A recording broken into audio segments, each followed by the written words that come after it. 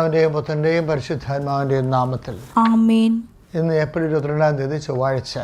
അമ്മേ പരിശുദ്ധ അമ്മേ, അമ്മേ പരിശുദ്ധ ദേവമാതാവേ, ദൈവമാതാവേ, കൃപാസനത്തിലൂടെ ഞങ്ങൾക്കും ഞങ്ങളുടെ ദേശത്തിനും അമ്മ മധ്യസ്ഥം തേടി തന്ന എല്ലാ അനുഗ്രഹങ്ങൾക്കും കൃപകൾക്കും ഞങ്ങളിപ്പോൾ ഹൃദയം നിറഞ്ഞ നന്ദി പറയുന്നു. അമ്മേ പരിശുദ്ധ അമ്മേ, അമ്മേ പരിശുദ്ധ ദൈവമാതാവേ, 2004 ഡിസംബർ 7 തീയതി ഉച്ച കഴിഞ്ഞ് 2:30 സംഭവിച്ച അമ്മയുടെ പ്രത്യക്ഷപ്പെടലിനെ കുറിച്ച് തിരുസഭയ്ക്ക് സമർപ്പിച്ചിരിക്കുന്ന പഠനരേഖകളുടെ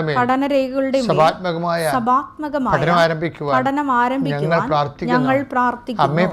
അമ്മേ പരിശുദ്ധ ഭൂസ്വർലോകങ്ങളുടെ രാജ്ഞിയായ അങ്ങേയ്ക്ക് ഭൗമസംരക്ഷണത്തിനായി പ്രപഞ്ചപ്രകൃതിയെ തിരുസഭ പ്രതിഷ്ഠിക്കുവാൻ ഈ പ്രത്യക്ഷീകരണം വഴി ഇടയാക്കണമേ. പരിശുദ്ധ അമ്മേ, ജപമാല മാതാവേ, സകല പ്രാർത്ഥനകളോടും ചേർത്ത് ഞങ്ങളിപ്പോൾ പ്രാർത്ഥിക്കുന്ന ഈ കുടുംബത്തിന്റെ പ്രത്യേക നിയോഗം പറ മക്കളെ.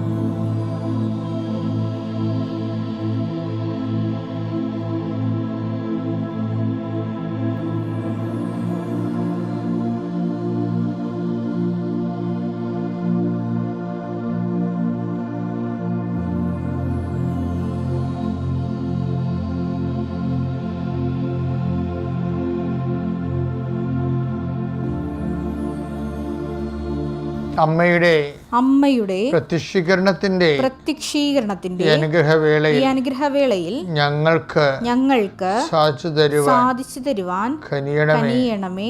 ആമേൻ. വിശ്വാസ പ്രമാണം. സർവശക്തനായ പിതാവും ആകാശത്തിന്റെയും ഭൂമിയുടെയും സൃഷ്ടാവുമായ ദൈവത്തിൽ ഞാൻ വിശ്വസിക്കുന്നു. അവിടുത്തെ ഏകപുത്രനും ഞങ്ങളുടെ കർത്താവുമായ ഈശോമിശിഹായിലും ഞാൻ വിശ്വസിക്കുന്നു.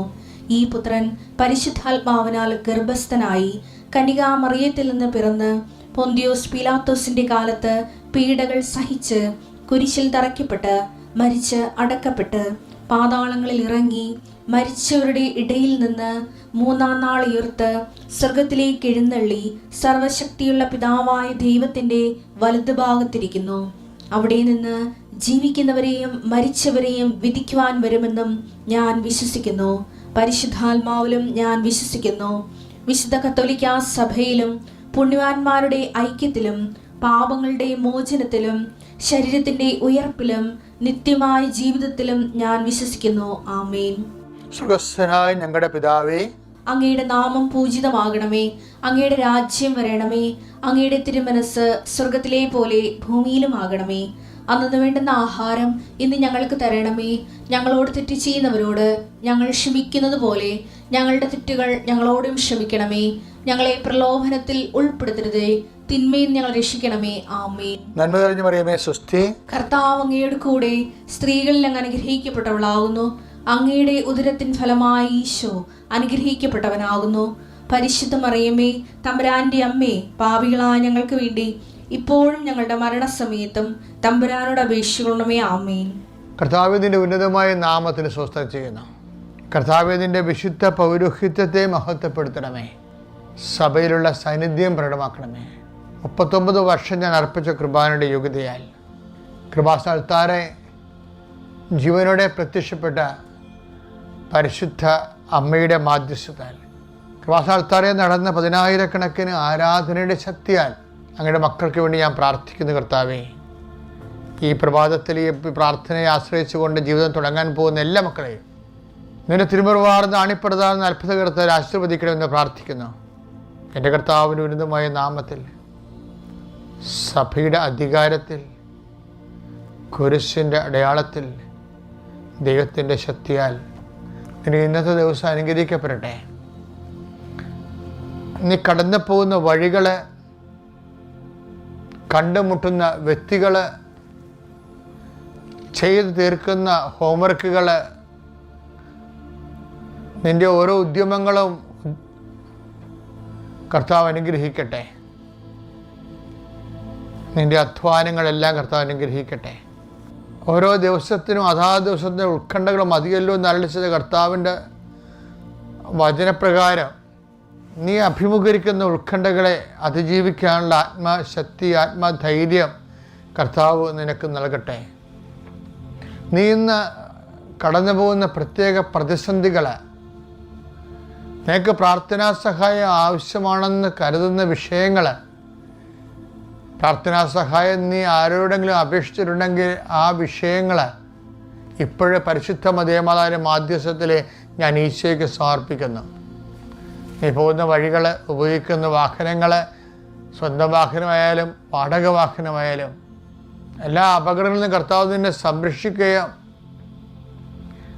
നീ പോകുന്നിടത്ത് എല്ലാം നിന്നോടുകൂടെ ഞാനുണ്ടായിരിക്കുന്ന നല്ല കർത്താവിൻ്റെ വാഗ്ദാന പ്രകാരം അവിടുത്തെ സാന്നിധ്യം അനുസ്മരിച്ചുകൊണ്ട് ജീവിച്ചുകൊണ്ട് ആ സാന്നിധ്യം അനുഭവിക്കുവാൻ കർത്താവ് നിന്നെ സഹായിക്കട്ടെ.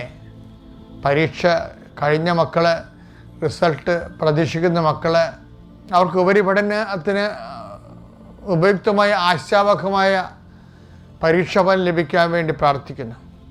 ഭാവിയിൽ എന്തെടുക്കണം, എന്ത് ചെയ്യണം, ഏത് ഗ്രൂപ്പ് പഠിക്കണം, എവിടെ അഡ്മിഷൻ കിട്ടുമെന്നൊക്കെ ആശങ്കപ്പെട്ട് പ്രാർത്ഥിച്ചുകൊണ്ടിരിക്കുന്ന മക്കൾക്ക് അതിനെല്ലാം നിങ്ങൾക്ക് അനുയോജ്യമായൊരു മറുപടി കിട്ടാൻ വേണ്ടി ദൈവത്തിനെ ചോദിക്കുന്നെങ്കിൽ ലഭിക്കുന്ന അളിച്ചത് കർത്താവിൻ്റെ വാക്കിൽ ആശ്രയിച്ചുകൊണ്ട് നിങ്ങൾക്ക് വേണ്ടി പ്രാർത്ഥിക്കുന്നു. നിങ്ങൾ പോകുന്ന വഴികൾ, കണ്ടുമുട്ടുന്ന വ്യക്തികൾ, ചെയ്യുന്ന കാര്യങ്ങൾ, എഴുതുന്ന കാര്യങ്ങൾ, ഒപ്പിടുന്ന കാര്യങ്ങൾ എല്ലാം കർത്താവ് ഏറ്റെടുക്കട്ടെ എന്ന് പ്രാർത്ഥിക്കുന്നു. രോഗികൾ, മരുന്ന് കഴിക്കുന്നവർ, വിവിധങ്ങളായ രോഗങ്ങളിൽ ഇരിക്കുന്നവർ, ഒരു തീരുമാനം എടുക്കാൻ പഹിയാതെ എന്ത് തീരുമാനം എടുക്കണമെന്ന് അറിയാതെ കൺഫ്യൂഷൻ അടിച്ച് നിൽക്കുന്നവർ, ആരോട് ചോദിക്കാനും പറ്റത്തില്ല, പക്ഷെ തീരുമാനം എടുക്കാനും പറ്റത്തില്ല എന്ന് വിചാരിച്ചുകൊണ്ട് അവരെല്ലാം നിരന്തരം പ്രാർത്ഥിച്ചുകൊണ്ടിരിക്കാൻ ഞാൻ പറയുന്നു. കർത്താവ് കാലാന്തരത്തിൽ എൻ്റെ പ്രാർത്ഥനയുടെ ഇടയ്ക്ക് കർത്താവ് നീ നടക്കേണ്ട വഴി ഞാൻ നിൻ്റെ മുഖത്ത് നോക്കി ഉപദേശിക്കുന്ന അളിച്ചത് കർത്താവ് എൻ്റെ വാഗ്ദാനമാണത്. അതുകൊണ്ട് തന്നെ നീ ചെയ്യേണ്ട കാര്യങ്ങൾ, ചില സമയത്ത് പരീക്ഷ പേപ്പറിൽ വരാൻ പോകുന്ന ചോദ്യങ്ങൾ പോലും നീ എഴുതേണ്ട പരീക്ഷയുടെ ഉത്തരങ്ങളാണ്. അത് നേരത്തെ അറിയാവുന്ന കർത്താവ് നീ നടക്കേണ്ട വഴി നിനക്ക് കാണിച്ചു തരുന്ന അളിച്ചതുപോലെ നിൻ്റെ ഇൻ്റർവ്യൂവിന് നിന്നോട് ചോദിക്കാൻ സാധ്യതയുള്ള ചോദ്യങ്ങൾ എല്ലാം കർത്താവിനറിയാം. അവൻ നീ നടക്കേണ്ട വഴി നിനക്ക് കാണിച്ചു തരുന്ന ചെയ്തതൊരു വാഗ്ദാനമാണെങ്കിൽ അങ്ങനെയുള്ള ചോദ്യങ്ങളെക്കുറിച്ച് ആലോചിക്കുവാനും പഠിക്കുവാനും സന്ദർഭവശാൽ നീ പോലും അറിയാതെ നീ അതെല്ലാം തിരഞ്ഞെടുത്ത് നിനക്ക് ആ സമയമാകുമ്പോൾ അത് പ്രൊഡ്യൂസ് ചെയ്യുമ്പോൾ നീ ന്യായാധിപത്യത്തിൻ്റെ തിരുസന്നിധി നിൽക്കുമ്പോൾ എന്ത് പറയണമെന്ന് മുൻകൂട്ടി ആലോചിക്കേണ്ട, നീ പറയേണ്ടത് ആ സമയത്തേക്ക് അറിവ് നൽകുന്ന ചെയ്ത കർത്താവ് നിൻ്റെ ഓരോ ഘട്ടങ്ങളും നിന്നെ ആശ്വസിപ്പിക്കുകയും അതാത് സമയത്ത് ആവശ്യമായ കൃപ അതാത് സമയത്ത് നിനക്ക് നൽകാൻ തക്കവിധം ദൈവവുമായി നീ ഐക്യപ്പെടാൻ വേണ്ടി പ്രാർത്ഥിക്കുന്നു. എൻ്റെ കർത്താവിന് ഉന്നതമായ നാമത്തിൽ സഭയുടെ അധികാരത്തിൽ കുരിശടയാളത്തിൽ ദൈവശക്തിയാൽ നീ നിൻ്റെ കുടുംബവും അനുഗ്രഹിക്കപ്പെടട്ടെ. നീ കർത്താവിന് പെറുപെറുപ്പ്, പല്ലുകടി ഇതൊക്കെ നമ്മുടെ ജീവിതത്തിൽ ഒഴിവാക്കേണ്ട കാര്യമാണ്. ദൈവത്തിരുസന്നെ വ്യാപരിക്കുന്ന ഒരു ഒഴിവാക്കേണ്ട സാധനമാണ്. പെറുപെറുപ്പ് എവിടെയെല്ലാം ഉണ്ട്, അതെല്ലാം ഈശോ എടുത്തെടുത്ത് പറയുന്നുണ്ട്. നമുക്കൊരു പെറുപെറുപ്പും പല്ലുകടിയും അവിടെ പെറുപെറുപ്പും പല്ലുകടിയും ഉണ്ടാവും. മത്തായി ശ്ലീഹായുടെ സുവിശേഷം 8:12 എടുത്തേ. രാജ്യത്തിന് മക്കളാകട്ടെ പുറത്തുള്ള അന്ധകാരത്തിലേക്ക് എറിയപ്പെടും. അവിടെ വിലാപവും പല്ലുകടിയുമായിരിക്കും. അതാണ് പെറുപെറുപ്പും പല്ലുകടിയാണ്. പല്ലുകടിയും പെറുപെറുപ്പും ഒരു സാധനം തന്നെയാണ്. പക്ഷെ അത് നമ്മളെ വായിക്കുമ്പോൾ നമുക്ക് താളമായിട്ട് തോന്നുമെങ്കിലും ദൈവരാജ്യം നഷ്ടപ്പെട്ട ലക്ഷണമാണ്. ഒരു മനുഷ്യൻ ദൈവരാജ്യത്തു നിന്ന് പുറത്ത് പോയി പിന്നെ ഈ നരകം എന്നൊക്കെ ഒന്നും ഈശോ പറയത്തില്ല. അതിന് പകരം ഈശോ നയതന്ത്ര ഭാഷയാണ് ഉപയോഗിക്കുന്നത്. ദൈവരാജ്യത്തു നിന്ന് പുറത്തു പോകും. അവിടെ പിറുപിറുപ്പും പല്ലുകടിയും ആയിരിക്കും. അത് ഒരാൾ ദൈവരാജ്യം പുറത്തു പോകുന്നത്. അതുകൊണ്ട് ഈശോ പിറുപിറുപ്പുകാരെ പുറത്താക്കികളെ, പിറുപിറുപ്പുകാരെ പുറത്താക്കും, കരച്ചിലുകാരെ പുറത്താക്കും. ഇപ്പം ജെയറൂസിൻ്റെ വീട്ടിലൊക്കെ വരുമ്പോൾ ജെയറൂസിൻ്റെ മകളെ പുനർജീവിപ്പിക്കുന്നതിന് മുമ്പ് കർത്താവ് കുഴലൂത്തുകാരെ പുറത്താക്കുന്നില്ലേ? മത്തായി 9:23-24. യേശു ഭരണാധികാരിയുടെ ഭവനത്തിലെത്തി. യേശു ഭരണാധികാരിയുടെ ഭവനത്തിലെത്തി കുഴലൂത്തുകാരെയും ബഹളം വയ്ക്കുന്ന ജനങ്ങളെയും കണ്ടു പറഞ്ഞു, നിങ്ങൾ പുറത്തു പോകുവിൻ. അപ്പോൾ ബൈബിളിൽ ഇങ്ങനെ കുറേ ഗെറ്റൗട്ടടികളുണ്ട്. അതുകൊണ്ട് ഈശോ പിറുപിറുപ്പ്. ഇനി വേറൊരു കക്ഷിയുണ്ട് പിറുപിറുക്കണം. എന്നുവെച്ചാൽ അത് മത്തായി 20:11 അത് വാങ്ങുമ്പോൾ എന്ന് വെച്ചാൽ എന്താ വാങ്ങണമെന്ന് അറിയാമോ? ഇവർ ദിവസക്കൂലിക്ക് ഒത്തിട്ട് ജോലി ചെയ്തിരിക്കുകയാണ് മുന്തിരിത്തോട്ടത്തിൽ. അപ്പോഴേ അത് പല സമയത്ത് വന്നിട്ടുള്ള ആൾക്കാർ, യജമാനൻ പല സമയത്ത് പല ആൾക്കാരെ വിളിച്ചിട്ടുണ്ട്. 12-ാം മണിക്കൂറിൽ കൂലി കൊടുക്കത്തില്ലേ? പക്ഷേ വൈകുന്നേരം 6 മണിക്കാണ് കൂലി കൊടുക്കണം. കൂലി കൊടുക്കുമ്പോൾ എന്നാ വരിക വെച്ച് കഴിഞ്ഞാൽ ആ അവസാനം വന്ന ആൾക്കാർക്ക് 1 ദിനാർ കിട്ടും. അപ്പോൾ ആദ്യം വന്ന ആൾക്കാർ വിചാരിക്കും ഞങ്ങൾ പകൽച്ചൂട് മുഴുവൻ അനുഭവിച്ചല്ലോ, ഞങ്ങൾക്ക് കൂടുതൽ കിട്ടുമെന്ന് വിചാരിച്ചത് അവരുടെ വിചാരമാണ്. പക്ഷെ അപ്പോൾ എഗ്രിമെൻ്റ് അതില്ല. അവർ വിചാരിച്ചതാണേ.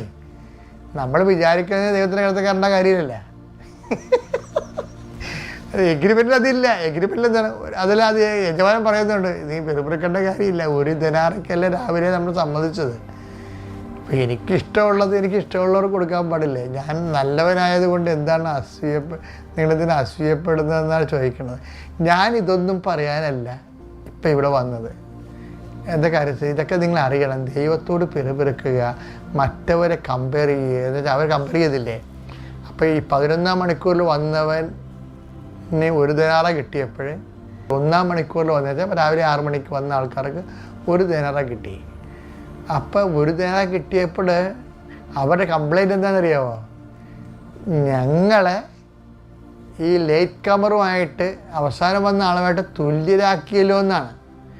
അതാണ് അവരുടെ കംപ്ലൈൻറ്റ്. ദൈവത്തിൻ്റെ അടുത്ത് ദൈവം ആരെ തുല്യരാക്കി, ആർക്ക് കൊടുത്തു, ആർക്ക് കൊടുത്തില്ല, ഇതൊന്നും നമ്മുടെ സബ്ജക്റ്റ് അല്ല ശരിക്കും. അതുകൊണ്ടാണ് നേരിട്ട് ചോദിക്കണത്. ഞാൻ ഉദാഹരണമായതുകൊണ്ട് നിങ്ങളെന്താ അസൂയപ്പെടുന്നത്? അപ്പം ദൈവം ചികിത്സിച്ച ആരെയാണ്? അവിടെ അസൂയ, അവർ നല്ലവരെ കഠിനാധ്വാനം ചെയ്തെങ്കിലും അസൂയ മാറിയിട്ടില്ല. അത് നിസ്സാര കാര്യമില്ല കേട്ടോ. കഠിനാധ്വാനമൊക്കെ ചെയ്തതാണ്, വെയിലൊക്കെ കൊണ്ടതാണ്. പക്ഷെ കഥയില്ല. ഈ നമ്മുടെ മലയാളത്തിൽ പറയത്തില്ലേ, എല്ലാം ഉണങ്ങണത് എണ്ണ കിട്ടാൻ, പാറ്റാപ്പിഴക്ക് ഉണങ്ങണത് എന്തിനാണെന്ന് ചോദിക്കത്തില്ലേ? അതുപോലൊരു സംഭവമാണ്. ആ കക്ഷിയുടെ പാറ്റാപ്പിഴക്ക് ഉണങ്ങണ പോലെ ആയിപ്പോയി. രാവിലെ പോലും ഉണങ്ങണതാണ് നിന്നുകൊണ്ട്. പക്ഷേ എന്താ ഉള്ളിൽ അസൂയിരിപ്പുണ്ട്. നമ്മുടെ പല സൽപ്രവൃത്തികളും അബദ്ധമാകണത് ഇങ്ങനെയാണ്. നിങ്ങളുടെ സൽപ്രവൃത്തികൾ ഋതുവായ സ്ത്രീയുടെ മലിന വസ്ത്രം വരെ പോലെയാണെന്നല്ലേ? യെശയ്യാ 64:6. ഞങ്ങൾ അശുദ്ധനെ പോലെയും അത് കേട്ടോ, ഞങ്ങൾ അശുദ്ധനെ പോലെയും ഞങ്ങളുടെ സൽപ്രവൃത്തികളുടെ ദുരന്തം കണ്ട മലിന വസ്ത്രം പോലെയും.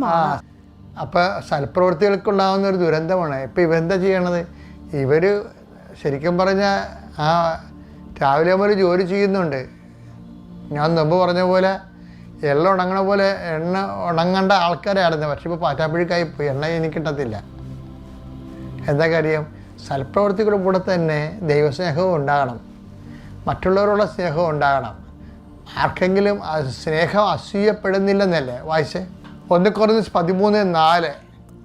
സ്നേഹം ദീർഘക്ഷമയും ദയയുമുള്ളതാണ്, സ്നേഹം അസൂയപ്പെടുന്നില്ല. സ്നേഹം ദീർഘക്ഷമയുണ്ട്, പിന്നെന്താണ്? ദയയുമുള്ളതാണ്, ദയയുണ്ട്, സ്നേഹം അസൂയപ്പെടുന്നില്ല. ഇവർക്ക് ഞാൻ നല്ലവനായത് കാരണം നിങ്ങൾ അസൂയപ്പെടുന്നു എന്ന് ചോദിച്ചില്ലേ? എന്ന് വെച്ച് കഴിഞ്ഞാൽ അതിൻ്റെ അർത്ഥം എന്താണ്? അസൂയല്ല, സ്നേഹമില്ലെന്ന് അതിൻ്റെ അർത്ഥം. കർത്താവ് കുറ്റപ്പെടുത്തണത് അവരുടെ സ്നേഹരാഹിത്യത്തെയാണ് കുറ്റപ്പെടുത്തുന്നത്.